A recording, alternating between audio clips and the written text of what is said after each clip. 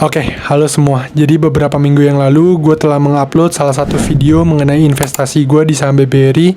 Tepat untuk kita all in di saham BBRI. Sebelum gue bercerita lebih, di mana dalam video tersebut, gue mengatakan bahwa gue memberanikan diri untuk mengalokasikan porsi yang cukup besar dalam portofolio ke dalam saham BBRI ini.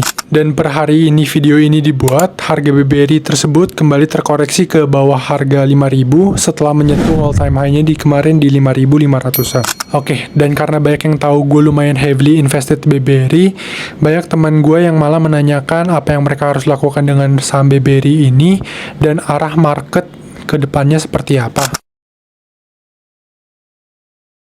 Oke, kita akan masuk ke segmen utama dalam video ini, meningkat atau hold. Oke, sebenarnya kalau menurut pandangan pribadi gue, tidak ada jawaban yang pasti benar untuk menjawab pertanyaan ini. Dan harus disesuaikan lagi dengan beberapa faktor seperti tujuan investasinya, apakah mereka membeli untuk short term capital gain atau untuk long term, lalu juga apakah mereka memiliki conviction untuk BBRI memiliki kemampuan untuk akhirnya rebound kembali, dan juga apakah BBRI trennya itu akan tetap bullish di tengah Fed cut rate, dan apakah akan survive dalam menghadapi faktor Black Swan seperti stimulus China kemarin. Oke, kalau kita membedah tentang kemungkinan alasan kenapa BBRI itu bisa terkoreksi kembali, sebenarnya kalau menurut gue itu ada beberapa alasan besar, namun akan gue jelaskan satu demi satu dalam video ini. Oke, untuk alasan yang pertama, dan gue yakin ini adalah salah satu faktor utama mengapa akhirnya harga BBRI bisa terkoreksi kembali, yaitu adanya sentimen positif yang dikeluarkan oleh pemerintah China untuk memberikan stimulus buyback ke dalam pasar saham mereka dengan nilai yang cukup besar dan akhirnya menarik para investor asing untuk melirik pasar saham mereka.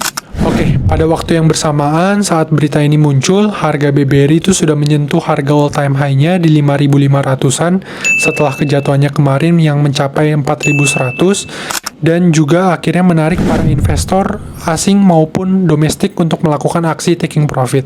Oke, dengan semua penjelasan di atas, jujur gue kemarin sempat mengurangi posisi gue di saham BBRI karena gue yakin untuk short term, harga BBRI itu bisa terkoreksi lebih dalam lagi. Oke, sebelum melakukan aksi taking profit sedikit demi sedikit, jujur gue kemarin sempat terpikir apakah seharusnya gue hold dan play safe saja karena average BBRI di dalam portofolio gue itu masih tergolong cukup rendah dan cukup menarik untuk long term investing ke depannya.